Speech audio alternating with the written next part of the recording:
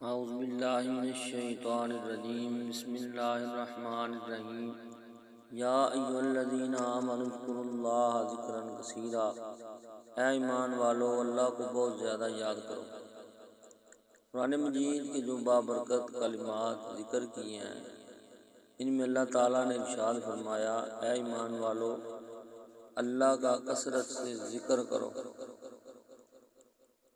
ذکر کا مفہوم، ذکر کس کو کہتے ہیں؟ ذکر کے معنی ہے یاد رکھنا، یاد کرنا، چرچا کرنا۔ یہ ایک نہایت ہی چھوٹا سا لفظ ہے، لیکن یہ مشہور مقولہ کہاوت ہے، کوزہ میں سمندر کی طرح اپنے اندر تمام عبادات معاملات کو سموئے ہوئے، جس کو یوں بھی بیان کیا جا سکتا ہے کہ ہر وہ عمل جو اللہ رب العزت اور اس کے پیارے محبوب صلی اللہ تعالیٰ علیہ وآلہ وسلم کے حکم کی تعمیل میں ان کی رضا خوشنودی کے لیے کیا جائے وہ ذکر ہے۔ پھر آگے ذکر کی مختلف صورتیں بیان فرمائیں، ذکر لسانی، ذکر قلبی، ذکر روحی، ذکر سری، ذکر خفی اور ذکر اخفی۔ یہ اقسام ذکر ہیں، ذکر کی قسمیں ہیں، لیکن حقیقت ذکر غفلت کا زائل ہو جانا ہے۔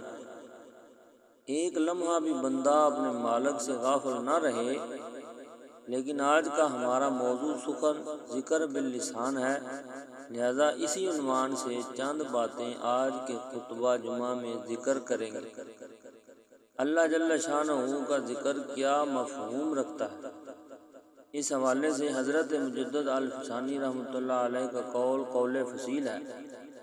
آپ رحمۃ اللہ علیہ فرماتے ہیں، حقیقت الذکری رفع الغفلت، ذکر کی حقیقت یہ ہے کہ غفلت زائل ہو جائے۔ ایک آن کے لیے بھی اپنے رب سے بندہ غافل نہ رہے، یہ مقصود ہے، کیونکہ اگر غفلت زائل ہو گئی تو بندہ ہر لمحہ ہر آن ذاکر ہے، اس کی زبان ذکر کر رہی ہے یا نہیں کر رہی، حقیقت ذکر غفلت کا زائل ہو جائے، یعنی حقیقت کی اپنا ذکر کی حقیقت یہ ہے کہ غفلت کا زائل ہو جائے، ایک لمحہ بھی بندہ اپنے مالک سے غافل نہ رہے۔ حضرت سلطان باہو رحمۃ اللہ علیہ فرماتے ہیں، جو دم غافل سو دم کافر، مرشد اے پڑھایا ہو، ایک لمحہ بھی اس کی یاد سے غافل نہ ہو، ایک لمحہ بھی اس کی یاد سے غافل نہ رہو، کیونکہ غفلت موت ہے، دل کو برباد کر کے رکھ دیتا ہے۔ اللہ تعالیٰ کے محبوب صلی اللہ تعالیٰ علیہ وآلہ وسلم نے ارشاد فرمایا، الشیطان جاثم علی قلب ابن آدم فاذا ذکر اللہ خنس واذا غفل وسواس، کہ شیطان اولاد آدم کے دل پر قبضہ جما کے بیٹھ جاتا ہے جب یہ اللہ کا ذکر کرتا ہے، یعنی انسان اللہ کا ذکر کرتا ہے تو وہ بھاگ جاتا ہے، جب یہ ذکر الہی سے غافل ہو جاتا ہے تو دل میں وسوسے ڈالنا شروع کر دیتا ہے۔ ملا علی قاری رحمۃ اللہ علیہ مرکات میں اس حدیث کے تحت لکھتے ہیں، کیا وسوسہ سبب ہے غفلت کا یا غفلت سبب ہے وسوسے؟ بندہ غافل ہوتا ہے تو شیطان وسوسے ڈالتا ہے، یا شیطان وسوسے ڈالتا ہے تو بندہ غافل ہوتا ہے؟ غفلت کی وجہ سے وسوسہ پیدا ہوتا ہے یا وسوسے کی وجہ سے غفلت پیدا ہوتی ہے؟ ان دونوں میں سے کیا ہے؟ پھر آپ فرماتے ہیں کہ حدیث کے الفاظ ہیں، وَإِذَا غَفَلَ وَسْوَاسَ، کہ بندہ جب غافل ہوتا ہے تو شیطان وسوسے ڈالتا ہے۔ اس لیے بندہ جب غافل ہوتا ہے تو شیطان وسوسے ڈالتا ہے، اس لیے یہ غافل نہ ہو تو شیطان کو موقع ہی نہ ملے۔ نمبر 1، اس لیے اس کو ہر وقت اپنے رب کے ذکر میں رہنا ہوگا تاکہ شیطان اس کے اوپر قابض نہ ہو سکے۔ پھر ہر ایک عضو بدن کا الگ ذکر ہے۔ اعضاء کا ذکر کیا ہے؟ شیخ فرید الدین عطار رحمۃ اللہ علیہ فرماتے ہیں، ہر عضو بدن کا الگ ذکر ہے۔ استماع قول حق، دان ذکر گوش، تا توانی روز و شب در ذکر گوش، اللہ کے ذکر کو سننا یہ کان کا ذکر ہے، تسبیح و تحلیل کرنا یہ زبان کا ذکر ہے، قدرت الہی میں تدبر اور غور و فکر کرنا یہ آنکھ کا ذکر ہے، تکیوں مصیبت زدوں کی مدد کرنا یہ ہاتھ کا ذکر ہے، مسجد کی طرف اور نیک مجالس کی طرف چل کر جانا یہ پاؤں کا ذکر ہے، اپنے مالک کے لیے تڑپنا یہ دل کا ذکر ہے، تو ہر عضو بدن کا ایک الگ الگ ذکر ہے، اور اس عضو بدن کو اس ذکر میں مصروف رہنا چاہیے۔ کثرت ذکر بندے کو اللہ تعالیٰ کی رحمتوں کا حقدار بناتا ہے۔ ذکر الہی احادیث کی روشنی میں دلوں کا زنگ کیسے دور ہو؟ حضرت عبداللہ بن عمر رضی اللہ تعالیٰ عنہ نبی کریم صلی اللہ علیہ وسلم سے روایت کرتے ہیں، آپ صلی اللہ علیہ وسلم فرمایا کرتے تھے لِكُلِّ شَيْءٍ سِقَالَةٌ وَسِقَالَةُ الْقُلُوبِ ذِكْرُ اللَّهِ وَمَا مِنْ شَيْءٍ أَنْجَى مِنْ عَذَابِ اللَّهِ مِنْ ذِكْرِ اللَّهِ، ہر چیز کے لیے ایک صفائی کرنے والی چیز ہوتی ہے، جبکہ دلوں کی صفائی کرنے والی چیز اللہ کا ذکر ہے، اور اللہ کے ذکر سے بڑھ کر اللہ کے عذاب سے بچانے والی کوئی چیز نہیں۔ صحابہ نے عرض کی اللہ کی راہ میں جہاد کرنا بھی نہیں؟ آپ صلی اللہ علیہ وسلم نے فرمایا کہ نہیں، اگرچہ وہ اپنی تلوار اس قدر چلائے کہ وہ ٹوٹ جائے۔ کتنا ذکر کرے؟ حضرت ابو سعید خدری رضی اللہ تعالیٰ عنہ بیان کرتے ہیں، رسول اللہ صلی اللہ علیہ وسلم نے فرمایا اکثروا ذکر اللہ حتی یقول مجنون، اس قدر بکثرت اللہ کو یاد کرو کہ لوگ تمہیں دیوانہ کہنے لگے۔ ذاکر اور غیر ذاکر کی مثال، حضرت ابو موسیٰ رضی اللہ عنہ بیان کرتے ہیں، نبی کریم صلی اللہ علیہ وسلم نے فرمایا مثل الذی یذکر ربہ والذی لا یذکر مثل الحی والمیت، اپنے رب کا ذکر کرنے والے اور نہ کرنے والے کی مثال زندہ اور مردہ کی ہے، ذاکر کے لیے عرش کا سایہ۔ حضرت ابو ہریرہ رضی اللہ عنہ سے روایت ہے، آقا کریم صلی اللہ علیہ وسلم نے فرمایا 7 قسم کے لوگوں کو اللہ تعالیٰ اپنے سائے میں جگہ دے گا جس روز اس کے سائے کے علاوہ اور کوئی سایہ نہ ہوگا، ان میں سے ایک وہ شخص ورجل ذکر اللہ خالیا ففادت عیناہ، وہ شخص جو خلوت میں اللہ کو یاد کرے تو بے ساختہ اس کی آنکھوں سے آنسو جاری ہو۔ اور پاکیزہ ترین عمل، حضرت ابو درداء رضی اللہ عنہ سے روایت ہے، نبی کریم صلی اللہ تعالیٰ علیہ وآلہ وسلم نے ارشاد فرمایا کیا میں تمہیں ایسے بہترین اعمال نہ بتا دوں جو اللہ تعالیٰ کے نزدیک بہت ستھرے اور تمہارے درجے بہت بلند کرنے والے اور تمہارے لیے سونا چاندی خیرات کرنے سے بہتر ہو، اور تمہارے لیے اس سے بھی بہتر ہو کہ تم دشمن سے جہاد کر کے ان کی گردنیں مارو اور وہ تمہیں شہید کریں۔ صحابہ کرام نے عرض کی جی ہاں، ارشاد فرمایا وہ عمل اللہ تعالیٰ کا ذکر کرنا ہے۔ جامعہ ترمذی۔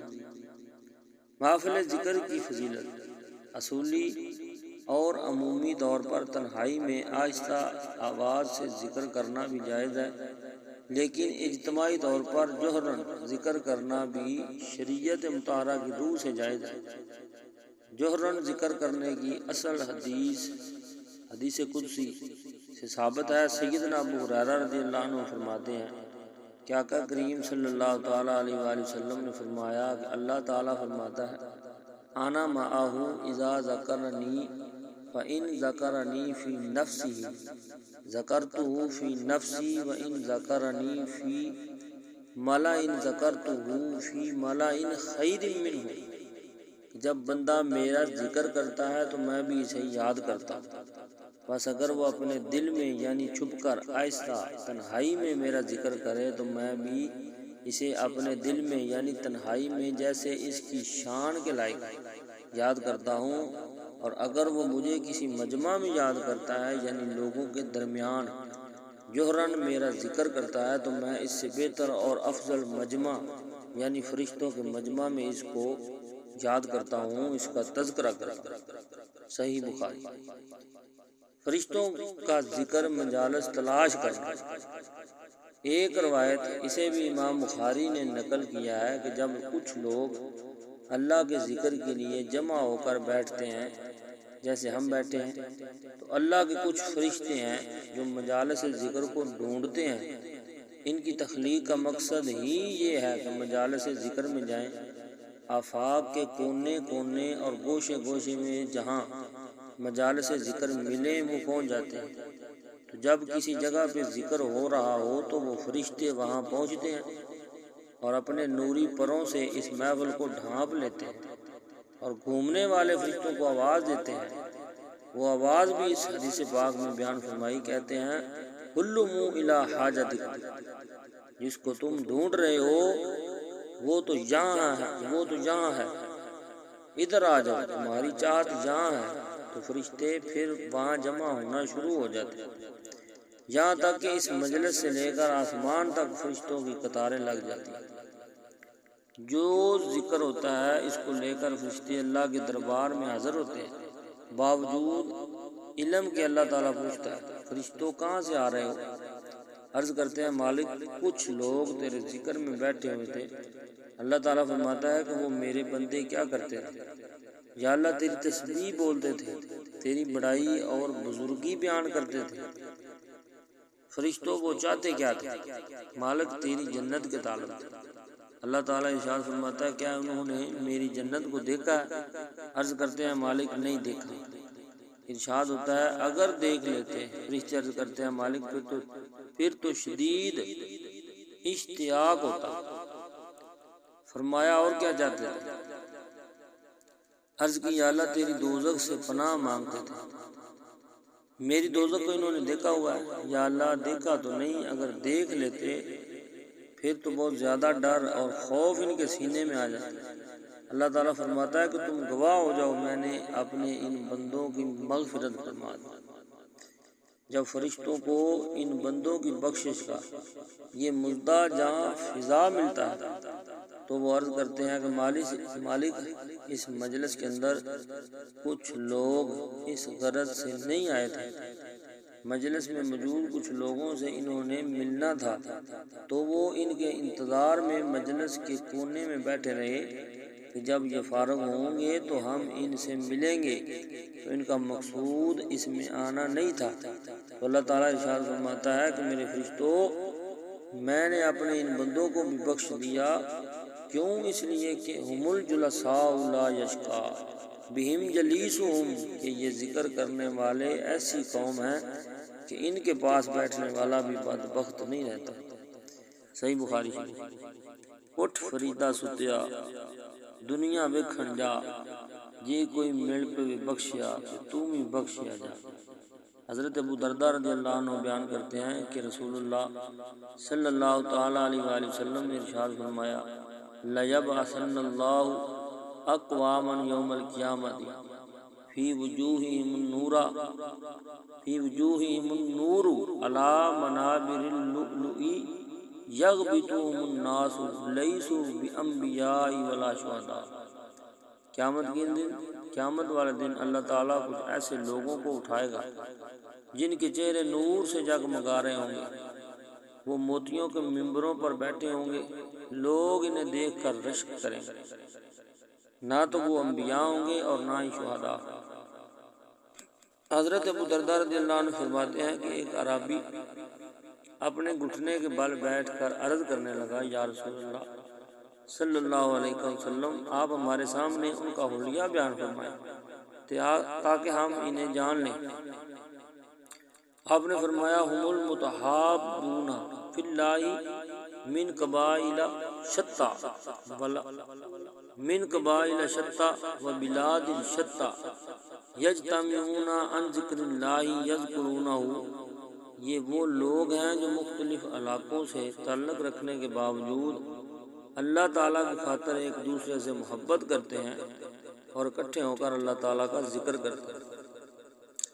حضرت انس رضی اللہ عنہ بیان کرتے ہیں کہ رسول اللہ صلی اللہ تعالیٰ علیہ وآلہ وسلم نے فرمایا اذا مررتم بریاض الجنۃ فارتعوا، جب جنت کے باغ سے گزرو تو کچھ چن لیا کرو۔ صحابہ نے عرض کی یا رسول اللہ جنت کا باغ کیا ہے؟ آپ نے فرمایا حلقہ ذکر۔ جامعہ ترمذی۔ ذاکر کا فیض دوسروں کو ملنا۔ رسول اللہ صلی اللہ علیہ وسلم نے فرمایا مثل الجلیس الصالح و جلیس السوء کمثل صاحب المسک وکیر الحداد لا یعدمک من صاحب المسک اما تشتری او تجد ریحہ وکیر الحداد یحرک بدنک او ثوبک او تجد منہ ریحا خبیثہ۔ نیک ساتھی اور برے ساتھی کی مثال کستوری بیچنے والے عطار اور لوہار کی سی۔ مشک بیچنے والے کے پاس سے تم دو اچھائیوں میں سے ایک نہ ایک ضرور پالو گے، یا تو مشک ہی خرید لو گے ورنہ کم از کم اس کی خوشبو تو ضرور ہی پالو، لیکن لوہار کی بھٹی یا تمہارے بدن اور کپڑے کو جھلسا دے گی ورنہ بدبو تم ضرور پالو۔ صحیح بخاری۔ اس حدیث پاک میں آقا کریم صلی اللہ علیہ وسلم نے یہ بات واضح بیان فرمائی کہ اچھی اور بری صحبت کے بندے پر اثرات ہوتے ہیں۔ اگر ذاکرین کی صحبت میں بیٹھیں گے تو دل منور ہوگا، بدکاروں کے پاس بیٹھیں گے تو دل زنگ آلود ہوگا۔ حضرت خواجہ محمد امین شاہ رحمۃ اللہ علیہ آپ اللہ تعالیٰ کے انوار و تجلیات کا تذکرہ کر رہے تھے اور اہل اللہ کی صحبت اور مجلس میں بیٹھنے کے فیض کو بیان کر رہے تھے۔ ایک شخص جو عقل کے بل بوتے پر سوچنے کا عادی تھا وہ کہنے لگا جو شخص ذکر کرتا ہے اس کو تو برکت ملے گی، لیکن جو پاس بیٹھتا ہے اس نے تو ذکر کیا ہی نہیں، اس کو برکت کیسے ملے گی؟ تو آپ نے فرمایا صحبت کا فیضان اسے بھی پہنچتا ہے لیکن وہ ماننے پر نہیں آ رہا تھا۔ اور بزرگوں کا طریقہ ذرا مختلف ہوتا ہے، وہ جنگ و جدل اور مناظرے کا روپ اختیار نہیں کرتے۔ جب انداز ایسا بننے لگے تو وہ اپنا انداز بدل لیتے۔ انہوں نے گفتگو کو چھوڑ دیا، خاموش ہو گئے۔ گرمیوں کا موسم تھا، تھوڑی دیر کے بعد خادم حاضر ہوا، کہا وہ پنکھی لے آ، گرمی بڑی لگ رہی ہے۔ خادم حاضر ہوا، اس نے پنکھی سے ہوا دینا شروع کر دی۔ 2-4 لمحے گزرے تو پاس بیٹھے شخص کو کہا ہوا آ رہی ہے؟ کہا ہاں آ رہی ہے۔ کہا یہ تیرا نوکر تو نہیں ہے، یہ تو مجھے ہوا دے رہا ہے، لیکن جب یہ ہوا مجھے دے رہا ہے تو پاس بیٹھنے والا بھی محروم نہیں رہا۔ جب یہ اتنا فیاض ہے، یہ ایک عام شخص کے اس کے فیض سے تو محروم نہیں، تو اللہ کے فیض سے پاس بیٹھنے والا محروم کیسے رہ سکتا ہے؟ تو اس کے ذکر کرنے والوں کی سنگت اختیار کرنے والا بھی محروم نہیں رہتا، اللہ اس کو بھی برکتیں عطا فرما دیتا ہے۔ تو اللہ کا ذکر ہر لمحہ، ہر آن، ہر ساتھ جاری رہے۔ ذکر لسانی یہ بھی بہت بڑی دولت ہے، ذکر قلبی یہ بھی بڑی دولت ہے۔ انسان کا دل اس کو پکار رہا ہے، اور حقیقت ذکر تو یہی ہے کہ انسان دل سے اللہ کو یاد کرے اور غفلت زائل ہو جائے۔ ظاہر ہے کہ زبان کبھی گفتگو میں بھی مصروف ہو جاتی ہے، کاروباری معاملات بھی ہیں، لیکن جو ذاکر ہوگا، حقیقی ذاکر وہی ہوگا جس سے غفلت زائل ہو جائے۔ وہ کاروبار بھی کر رہا ہوگا لیکن وہ ذکر سے خالی نہیں ہوگا۔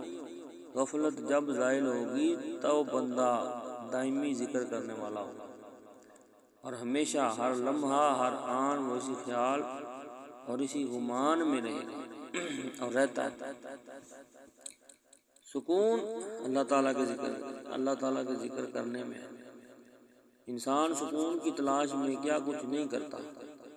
لوگ سیاحت کے لیے مختلف مقامات کی زیارت کو جاتے ہیں، وہاں موسم کے لطف سے مالا مال ہوتا ہے۔ کوئی پربتوں کی قطاروں میں سکون تلاش کرتا ہے، کوئی عالی نصب کوٹھیوں میں سکون تلاش کرتا ہے، کوئی دولت کے انبار میں سکون تلاش کرتا ہے، کوئی اقتدار کی بچھی ہوئی مسندیں اس میں سکون تلاش کرتا ہے۔ لیکن پوچھ کے دیکھ لو ان سب سے کہ کسی کے پاس سکون ہے؟ نہیں ہے۔ نہ عالی نصب کوٹھیوں میں سکون ہے، نہ عالی نصب بنگلوں میں سکون ہے، نہ اقتدار کی بچھی ہوئی مسند پہ سکون ہے۔ بندہ وہاں سے سکون ڈھونڈ رہا ہے جہاں سکون ہے ہی نہیں۔ جہاں سکون ہے ہی نہیں وہاں سکون کیسے ملے گا؟ سکون باہر سے نہیں آتا، سکون کے چشمے انسان کے اندر سے جاری ہوتا ہے۔ وقتی طور پر ان چیزوں سے کوئی تھوڑا سا دل بہل جاتا ہے، لیکن حقیقی سکون ان چیزوں سے نہیں ہے۔ اقتدار مل گیا، دولت مل گئی، شہرت مل گئی، عزت مل گئی تو وہ وقتی طور پر خوشی ہوئی، اس کو بندہ سکون سمجھ لیتا ہے، لیکن وہ سکون نہیں ہوتا، وہ وقتی مسرت ہوتی ہے جو زائل ہو جاتی ہے۔ سکون تو انسان کے اندر سے اس کے چشمے جاری ہوتا ہے۔ سکون کیسے ملتا ہے؟ آؤ قرآن پڑھ کے دیکھتے ہیں۔ اللہ نے فرمایا الا بذکر اللہ تطمئن القلوب، اگر سکون ڈھونڈتے ہو تو اس اللہ کا نام جپو، تمہارے دکھی دل کو قرار آ جائے گا۔ اس لیے سکون اس کے ذکر میں ہے۔ بعض عقل پرست لوگ کہتے ہیں کہ ذکر کرنے سے سکون کیسے ملے گا، جبکہ موجودہ سائنس نے اس بات کو تسلیم کیا ہے کہ جو الفاظ ہیں ان کے اثرات ہوتے ہیں۔ آپ پھول کا نام لیں تو طبیعت میں خوشی آئے گی کہ نہیں آئے گی؟ کسی اپنے عزیز دوست کا تذکرہ چھیڑ دیں، ماں کا تذکرہ چھیڑ دیں، باپ کی باتیں کرنے لگ جائیں تو طبیعت میں تسکین آئے گی۔ خوشبو کی باتیں چھیڑیں گے تو ماحول میں ایک خوشبو پھیل جائے گی، لیکن اگر کسی برے شخص کی بات چھیڑ دیں، کسی ظالم کا تذکرہ چھیڑ دیں، کسی قتل کی کہانی کو چھیڑ کر بیٹھ جائیں، ظلم جبر اور بربریت کی کسی بات کو بھی چھیڑ کے بیٹھ جائیں، اثرات اسی طرح کے ذہن میں مرتب ہوں گے۔ کسی پرانے دکھ کی بات چھیڑ دیں تو وہ دکھ تازہ ہو جائے گا، کسی خوشی کا تذکرہ کریں گے تو چہرے پہ مسرت پھیل جائے گی۔ دکھ زیادہ ہو جائیں تو مدینے والے کی بات چھیڑ دیں، دکھ دور ہو جائیں گے انشاءاللہ تعالی۔ اللہ کے نام کی تاثیر۔ حضرت شیخ شبلی رحمۃ اللہ علیہ بہت بڑے بزرگ گزرے ہیں۔ آپ معرف اسم ذات بیان فرما رہے تھے کہ اللہ کا نام لینے سے دل میں سکون آتا ہے اور دل کی کیفیت بدلتی ہے، من میں اجالے اور روشنیاں پیدا ہوتی ہیں۔ ابو علی سینا جو اس دور کا بہت بڑا فلسفی تھا، اس مجلس میں وہ بھی موجود تھا۔ وہ کہنے لگا یہ آپ نے عجیب بات کہہ دی کہ اللہ تعالیٰ کی ذات تو مؤثر ہے، لیکن نام میں کیا رکھا ہے؟ جو فلسفی حضرات ہوتے ہیں نا، وہ ہر چیز کی 4 شکلیں بیان کرتے ہیں: شکل خارجی، شکل ذہنی، شکل کتابی اور شکل لفظی۔ مثال کے طور پر ہم لفظ آگ بولتے ہیں، ایک آگ تو وہ ہے جو باہر روشن ہے اور جل رہی ہے، اس میں ہاتھ ڈالیں گے تو وہ ہاتھ جل جائے گا۔ دوسری آگ وہ ہے جو زبان سے ہم لفظ آگ بول رہے ہیں۔ تیسرا، جب لفظ آگ کہیں گے تو دماغ میں اس کا تصور آئے گا۔ اور چوتھا، کاغذ کے اوپر آگ چھاپ دیں، اس کی تصویر بنا دیں تو یہ شکل کتابی ہوگی۔ اس میں اصل شکل جو ہے وہ شکل خارجی ہے۔ اس طرح وہ فلسفی حضرات کہتے ہیں کہ ہر شے کی 4 شکلیں ہیں، حقیقی شکل شکل خارجی ہی ہوتی ہے۔ آگ کہنے سے ہونٹ نہیں جلیں گے، کاغذ پہ آگ لکھ دینے سے، آگ کی تصویر چھاپ دینے سے کاغذ نہیں جل جائے گا، آگ کا تصور کرنے سے ذہن نہیں جلے گا، لیکن جو باہر خارج کے اندر آگ موجود ہے، اس کے قریب جائیں گے تو ہاتھ بھی جلے گا، اور اگر اس کو بدن بھی جلے گا۔ تو وہ خارجی جو اس کی صورت ہے وہی اس کی اصلی صورت ہے، باقی اعتباری ہے۔ وہ کہتے ہیں اللہ کی ذات تو مؤثر ہے لیکن نام لینے سے کیا ہو۔ حضرت شیخ شبلی رحمۃ اللہ علیہ نے ابو علی سینا کو سمجھایا کہ نام میں بھی اثر ہوتا ہے، نام میں بھی تاثیر ہوتی ہے۔ وہ کہنے لگا نہیں، مؤثر تو صرف صورت خارجی ہی ہوتی ہے، لہذا میں اس بات کو تسلیم کرنے کو تیار نہیں ہوں۔ ضد میں آ گیا۔ حضرت شیخ شبلی رحمۃ اللہ علیہ تھوڑا سا غصے میں آ گیا اور فرمانے لگے، ابو علی سینا میں تیرے سے کیا بات کروں، تو گدھا ہے۔ اس کے چہرے پہ سرخی آ گئی، غصے سے لال پیلا ہو گیا۔ مجھے گدھا کہا، بھری مجلس میں اتنا بڑا فلسفے کا امام، زمانہ میرے نام کا معترف، اتنی کتابیں میں نے لکھی۔ تو حضرت شیخ شبلی مسکرا پڑے، فرمانے لگے، دیکھا نا، گدھے کے نام سے تیرے چہرے کا رنگ بدل گیا۔ جب گدھے کے نام میں اتنا اثر ہے، تیرے چہرے کا رنگ بدل سکتا ہے، تو کیا اللہ کے نام لینے سے دلوں کا رنگ نہیں بدل سکتا؟ تو اس کا نام لوگے تو دل بدلے گا، اور اس کا بابرکت نام لینے سے دل قرار پائے گا، دل کو نور نصیب ہوگا، دل کو اجالے ملیں گے۔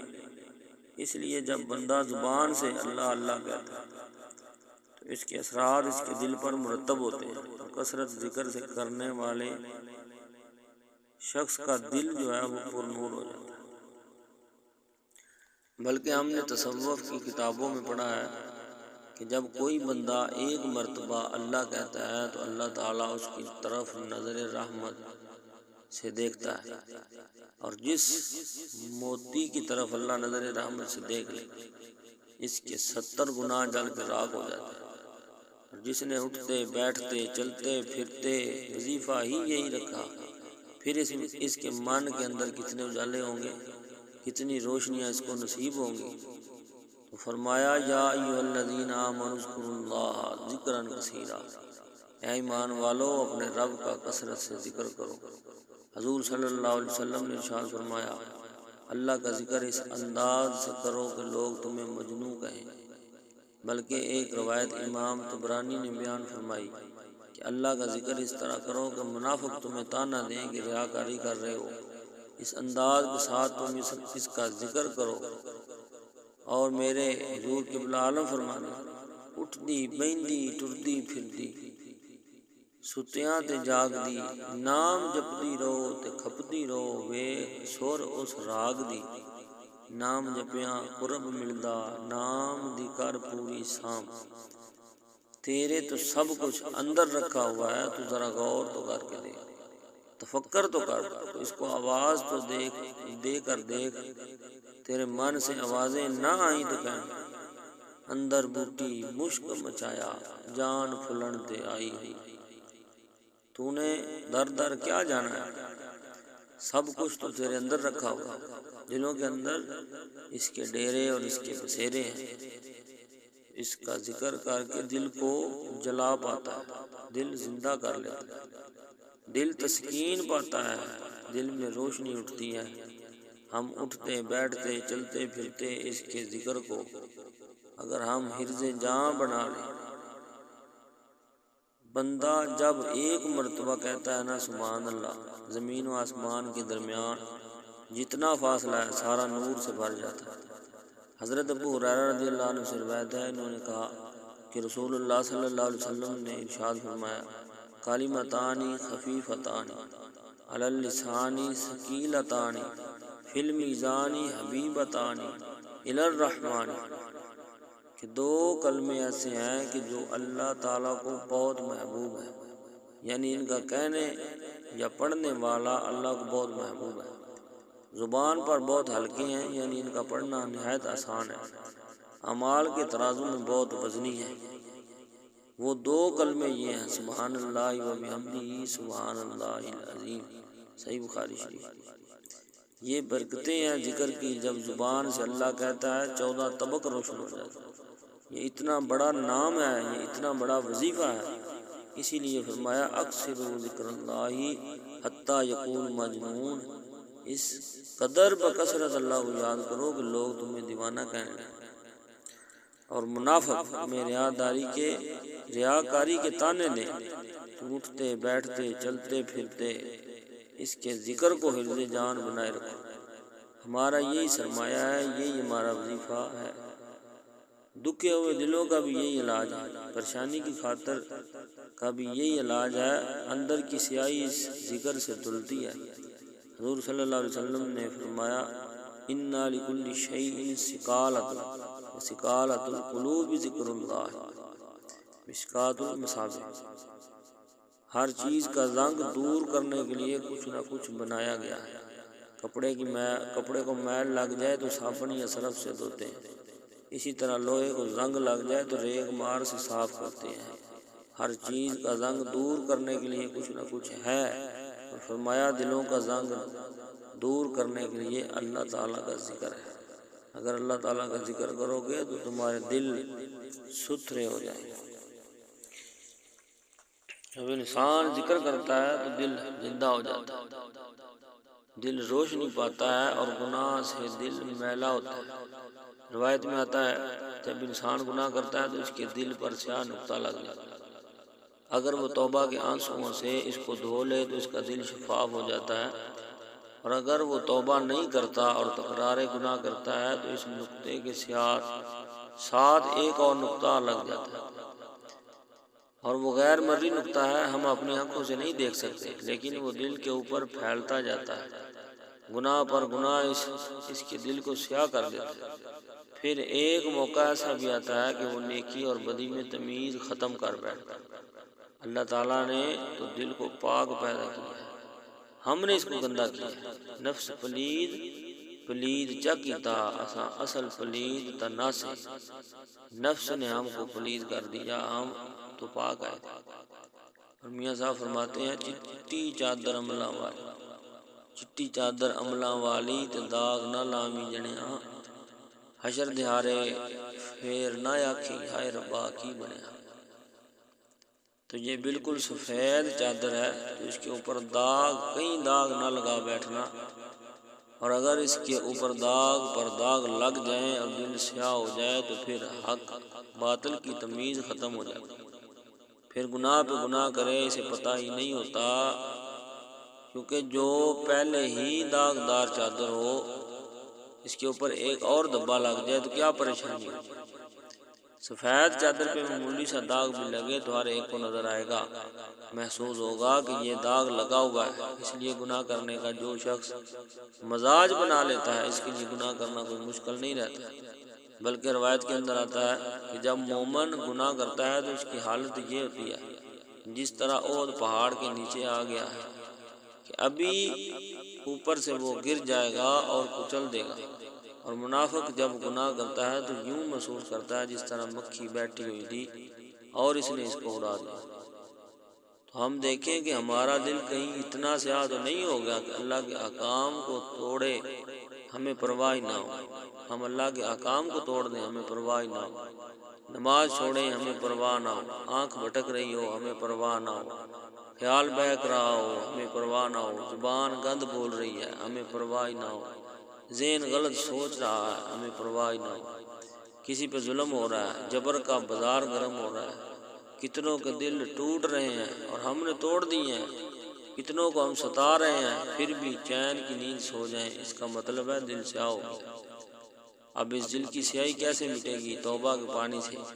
جب اشک ندامت گرتا ہے تو دل کی میل دھو دیتا ہے۔ اور دوسرا سکالۃ القلوب ذکر اللہ، دلوں کا زنگ اللہ تعالیٰ کے ذکر سے اترتا ہے۔